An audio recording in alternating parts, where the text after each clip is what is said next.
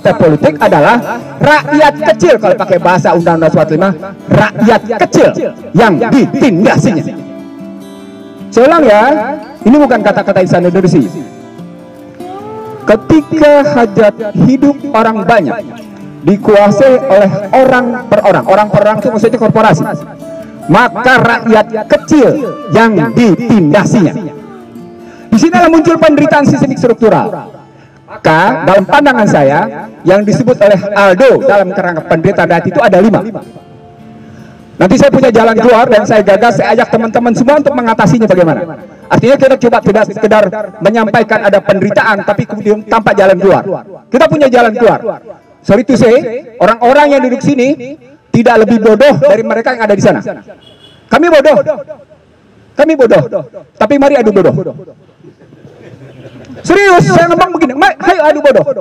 Oke, yang pertama, penderitaan di bidang sosiologi. Sosial. Tidak ada distrust.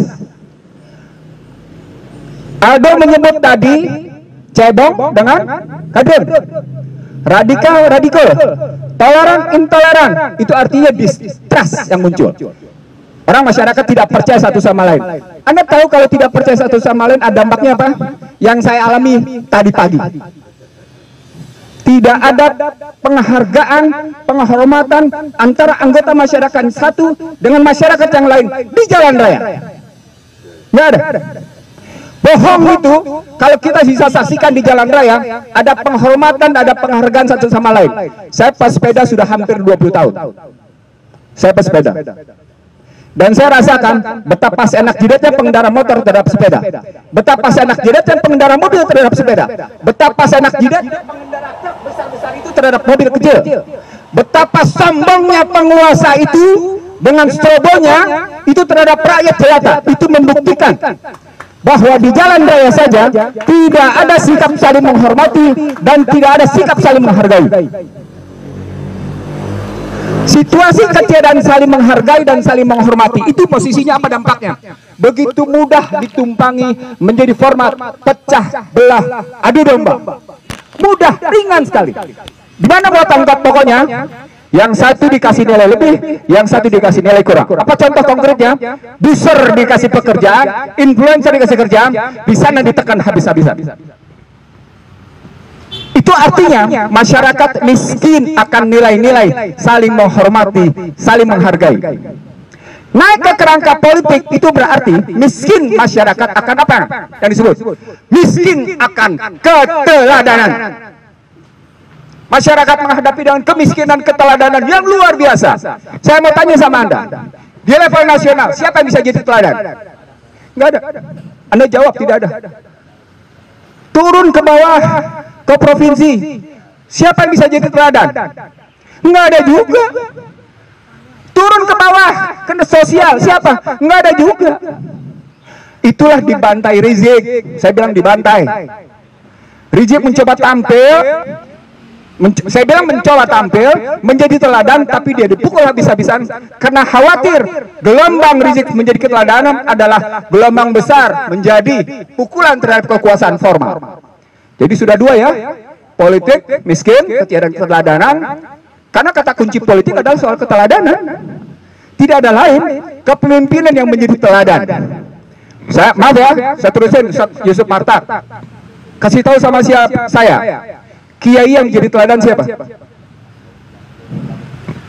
Kasih tahu sama saya. Siapa kiai yang menjadi teladan sekarang ini? Artinya di level agama saja begitu sulit kita mencari kiai yang menjadi teladan. Kayak Maruf ya? Gua nggak pakai mic, suara nomor tapi Pak.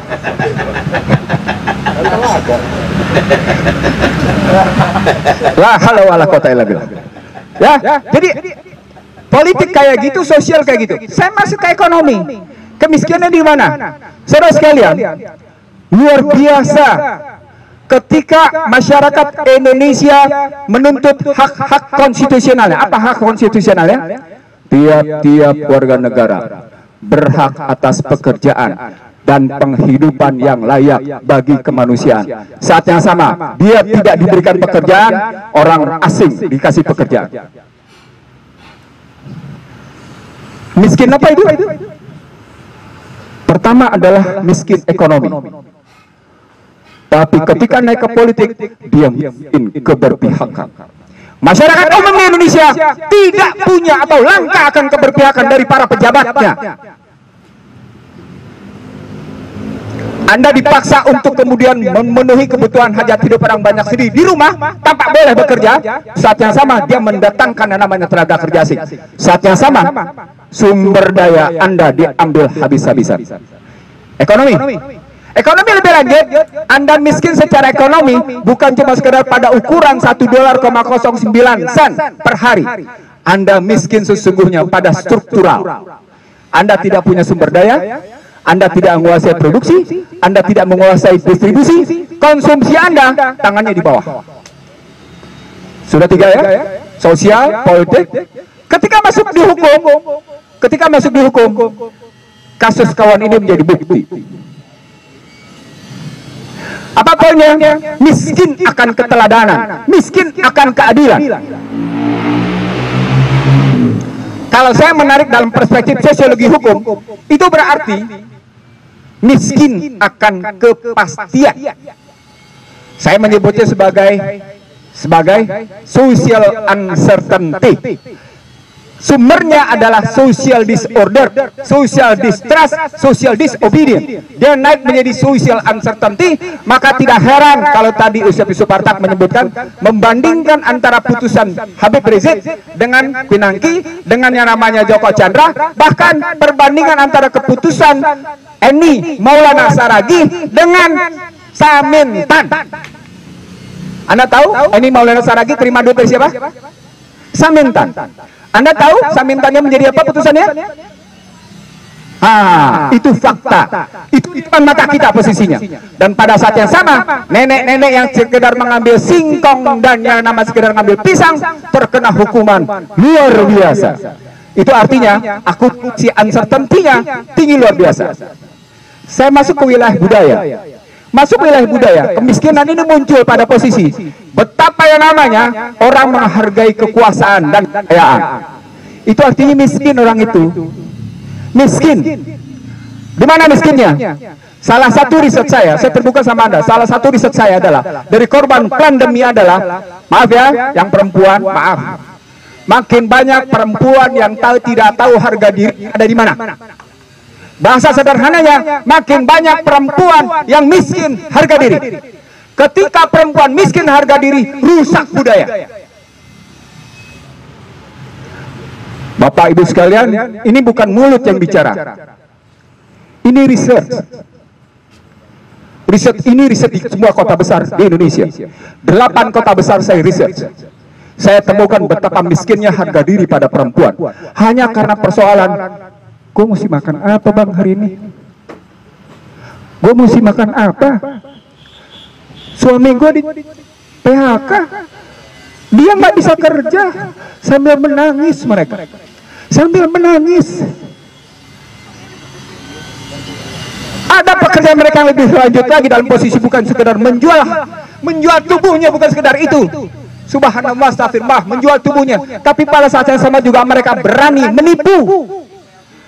Itu luar biasa miskin harga dirinya. Jadi kemiskinan politik, hukum, sosial, dan budaya. Terakhir Bapak sekalian, kemiskinan hankam, kemiskinan pertahanan keamanan. Bapak sekalian, kalau saya masuk di sini panjang karena saya akan berhadapan dengan berbagai contoh. Dari contoh seperti ini maka usulan saya konkret. Saya ngajak teman-temannya di depan dan ada semua. Per orang berani ngumpulin duit per minggu nggak banyak, Rp1.000. Rp1.000 untuk mengatasi mereka yang sudah langka harga dirinya, udah nggak punya, udah miskin. Tujuannya adalah wakaf produktif. Jadi Aldo, Haikal, Yusuf, Bapak sekalian, Ibu, saya ngajak Anda, nggak usah banyak-banyak, Rp1.000. Ajak masyarakat Indonesia yang masih punya duit, ya, kumpulin Rp1.000. Jangan masukin ke bank. Lo kena lo kasus lo kalau masukin ke bank. Kumpulin dan buktikan secara online bahwa uang yang Anda kumpulkan bisa Anda pertanggungjawabkan dan disalurkan kepada orang miskin yang memang membutuhkannya. Artinya 8 mustahik itu Anda penuhi. 8 mustahik atau 60. Tapi kita ajak masyarakat Indonesia, hei kita kumpulin duit yuk semua. Ada gerakan moral kita mengatasi kemiskinan moral. Saya ulang ya, ada gerakan moral kita mengatasi kemiskinan moral. Dan tidak perlu kita jawab dengan politik. Kita jawab dengan moral. Moralnya konkret, Rp1.000 per minggu atau Rp5.000, terserah berapa. Tapi catat, bukan hanya umat Islam yang berhak. Yang non-muslim pun berhak. Karena yang menderita kemiskinan bukan hanya muslim, tapi juga non-muslim posisinya. Poinnya satu, gerakan moral kita, gerakan melakukan mengatasi penderitaan rakyat adalah mengangkat moralitas masyarakat bahwa mereka adalah pemilik kedaulatan rakyat. Sadarkan mereka bahwa adalah pemilik kedaulatan rakyat, dan untuk menyadarkan itu moralnya dulu ditumbuhkan. Dan moral ditumbuhkan dengan cara kita melakukan kerjasama sosial, di mana kita yang masih mampu, entah 1.000, entah 5.000, kita sumbangkan per bulan. Saya akan memulainya hari ini 100.000. Saya akan memulai dengan 100.000. Saya undang teman-teman semua. Saya ulang, Anda jangan taruh di bank. Aldo, jangan taruh di bank. Anda boleh mengambil contoh-contoh di luar negeri. Saya lupa di sebuah negara ada anak kecil yang usianya cuma sekedar 11 tahun mengumpulkan duit dari warga sampai akhirnya dia bisa menggelundung dan memperbaiki kekurangan orang-orang lain, kebetulan juga butuh pembiayaan rumah sakit. Dan itu luar biasa. Saya lupa di negara mana, tapi saya pernah baca di media sosial posisinya. Jadi yang pertama adalah itu, kumpulkan uang. Yang kedua, wakaf produktifnya konkret.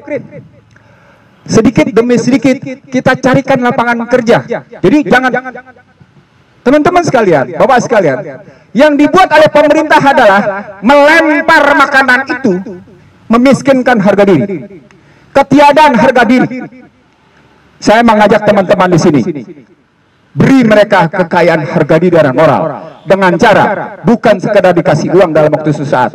Mari kita berpikir bagaimana menyiapkan lapangan kerja dengan cara wakaf produktif.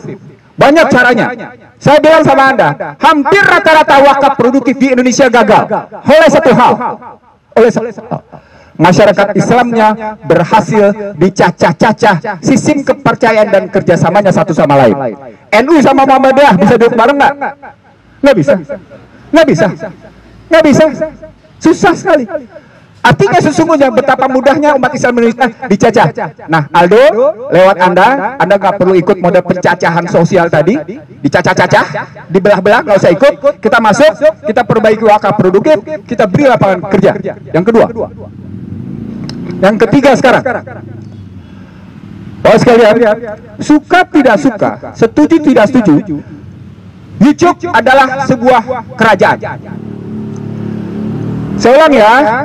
Suka tidak suka, setuju tidak setuju, YouTube adalah sebuah republik. Presidennya Mark Zuckerberg, ya. YouTube ya posisinya.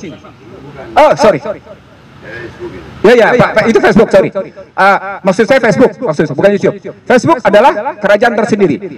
Pemakainya adalah rakyatnya.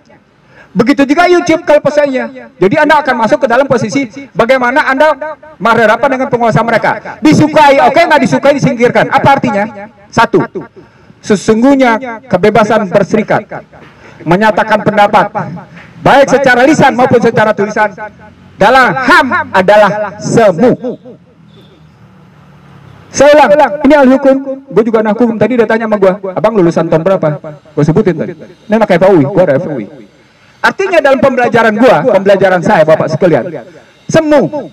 Sekarang yang haknya di mana? Supaya kita mampu menimbulkan dignity kita, harkat martabat kita. Konkretnya di mana? Tidak ada lain, nggak ada jalan lain kecuali lawan prinsip-prinsip yang dipaksakan lewat tadi bermasker. Jadi pergeseran dari G2G menjadi G2B. Kemudian sekarang bergeser dari B2G menjadi business to people, tepatnya dari korporasi ke rakyat. Dan korporasi mendikte habis-habisan negara. Tidak ada negara yang tidak berhasil didikte oleh korporasi. Dalam lingkup IT misalnya, kalau kita lihat, 7 perusahaan di dunia mendikte seluruh masyarakat dunia. 7 perusahaan dunia itu Alphabet, Facebook, Netflix, dan seterusnya. Kalau Anda lihat bahkan terakhir bagaimana Donald Trump menggugat Facebook, menggugat Twitter, satu lagi saya lupa apa posisinya.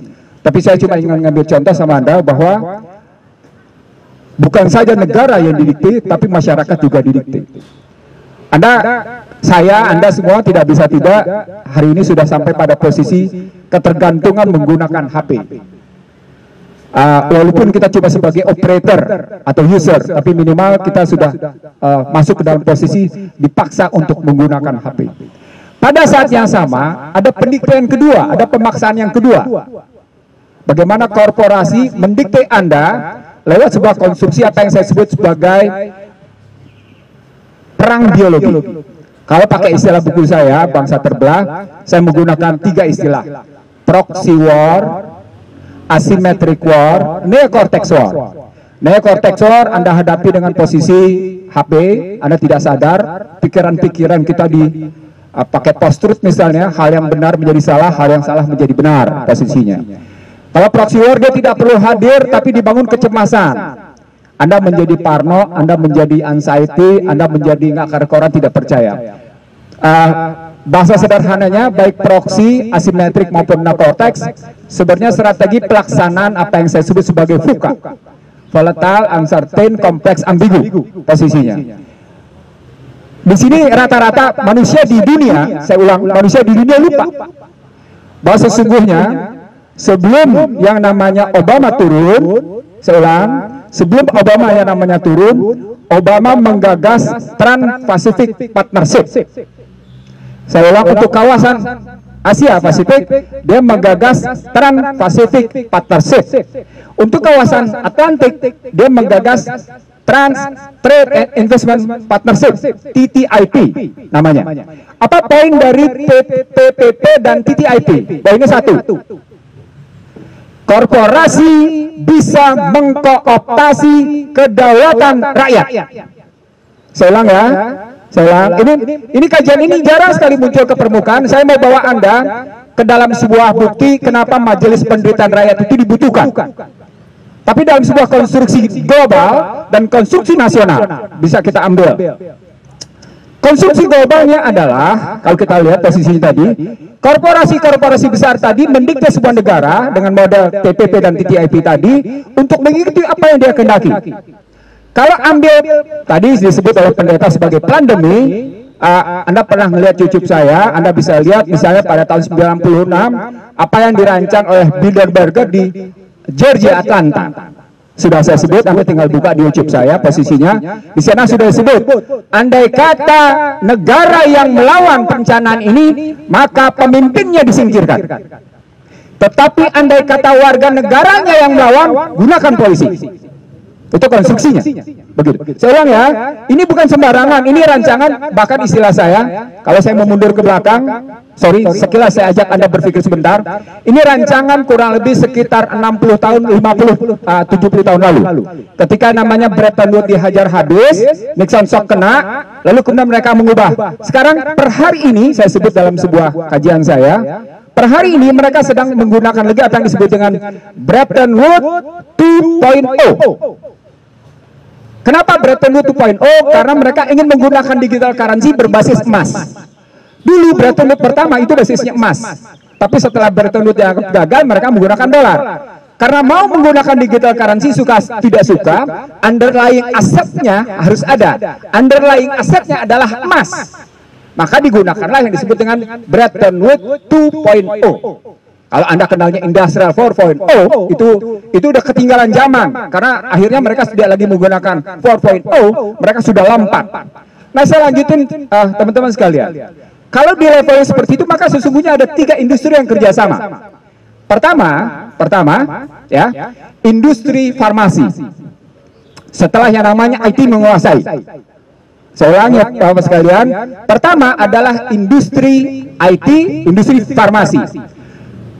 Saya tanya sama Anda semua, dokter mana di dunia yang tidak tunduk pada metodologi barat? Satu pertanyaan saya, dokter mana di dunia yang tidak tunduk pada metodologi barat? Artinya shortcut pada persoalan akibat, tidak pada sebab. Tidak pada sebab. Dia potong langsung pada akibat.